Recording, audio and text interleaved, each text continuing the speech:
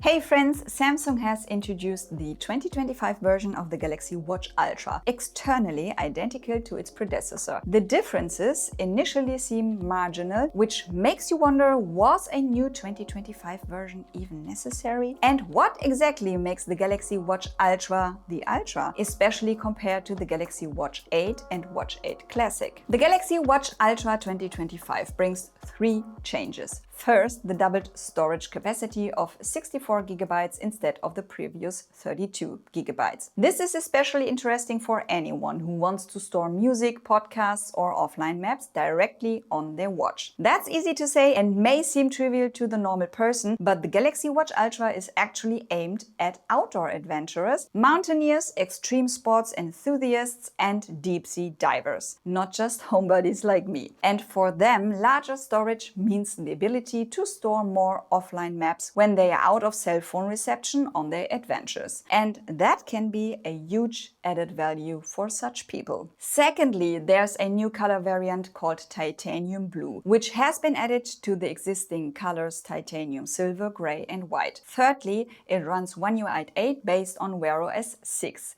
Out of the box. This version of One UI 8 brings a modernized interface, new AI features, and additional health metrics, which we'll discuss in more detail later. Like its predecessor, it has a recommended retail price of 699 euros. And that begs the question, what exactly makes the Galaxy Watch Ultra 2025 so ultra classic that such a price could be justified? One of the ultra factors lies in the design and workmanship. The Galaxy Watch Ultra 2025 has a 47mm case made of grade 4 titanium, which means it's lightweight, very robust, and corrosion resistant, which is especially important for diving. The case is 1080M water resistant, meaning it's up to 100 meters, and is also IP68 rated. It's certified according to a US military standard for harsh environmental conditions, such as extreme temperatures from -20 to +55 degrees Celsius, altitudes up to 9,000 meters, humidity, dust, and shocks. Not every smartwatch can claim that. The display is a 1.5-inch AMOLED panel with a resolution of 480 to 480 pixels, protected by scratch-resistant sapphire crystal glass, which is also rather unusual, and peak brightness of around 3000 nits, perfectly readable even in direct sunlight. Inside, the Exynos W1000 processor operates in a 3nm process, supported by 2 GB of RAM.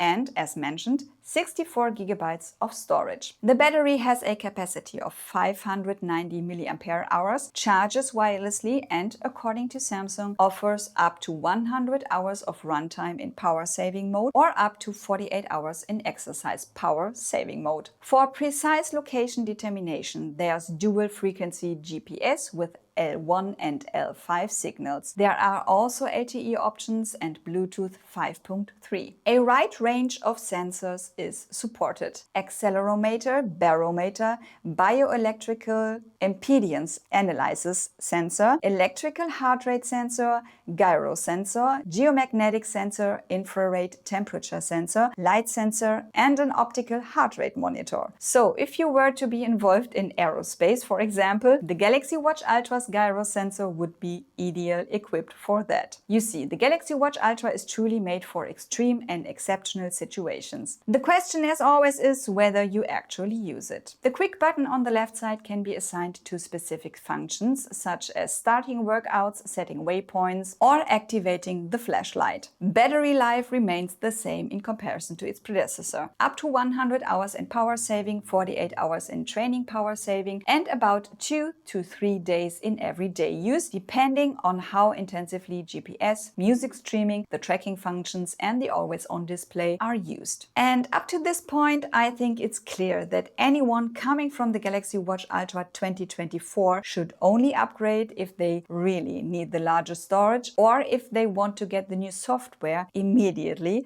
without having to wait for the update. The update to One UI 8 based on Wear OS 6, which is available on all new Galaxy smartwatches, brings some really nice features.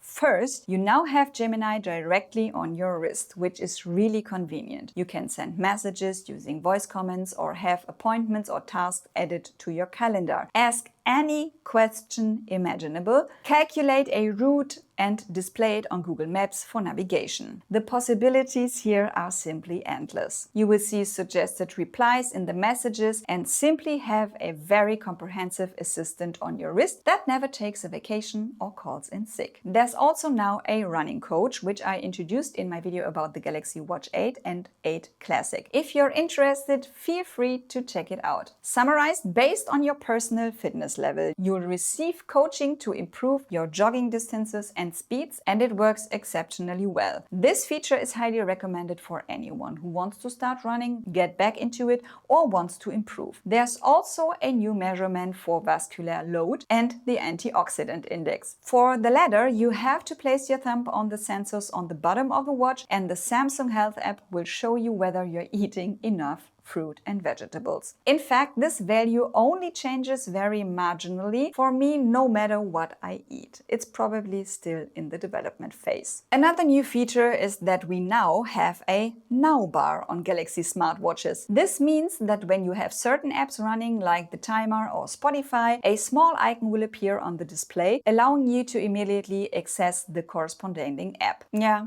okay. The difference between the Galaxy Watch Ultra and the Galaxy Watch 8 and 8 Classic lies in the design, the military standard certification and the battery life. While the other two smartwatches only last for a maximum of 1.5 days, the Galaxy Watch Ultra lasts 2.5 to a maximum of 3 days with normal use without power saving mode, which is quite a difference. The bezel of the Galaxy Watch Ultra 2025 still can't be rotated. I assume that would have been difficult with military standard certification. The digital bezel remains, which also offers nice haptic feedback. Let's get to the pros and cons. The Galaxy Watch Ultra 2025 offers plenty of storage and scratch-resistant display, long battery life, a robust construction, precise dual GPS, and thanks to One UI 8, some really great new software features, which will likely be available via an update soon, at least for the direct predecessor models. The disadvantages are the few hardware innovations compared to its predecessor and the size. It's like having a traditional alarm clock on your wrist. You have to be willing to go for it. Here's my conclusion. For outdoor activities, long battery life and maximum robustness, the Galaxy Watch Ultra 2025 is the best choice. Or if you simply like that outdoor adventure design, which also expresses your own lifestyle. For those who prefer a classic look and want a premium feel thanks to the bezel, the Watch 8 Classic is certainly suitable. For the best value and a sleek design, go for the Galaxy Watch 8. Upgrading from the Galaxy Watch Ultra 2024 is only worthwhile if you want the additional storage or One UI 8 right away. Which would you choose, Ultra, Classic or Watch 8? Let me know in the comments, and don't forget to subscribe to this channel if you haven't already. With that in mind, friends, thank you so much for watching. Goodbye and see you next time. Mwah!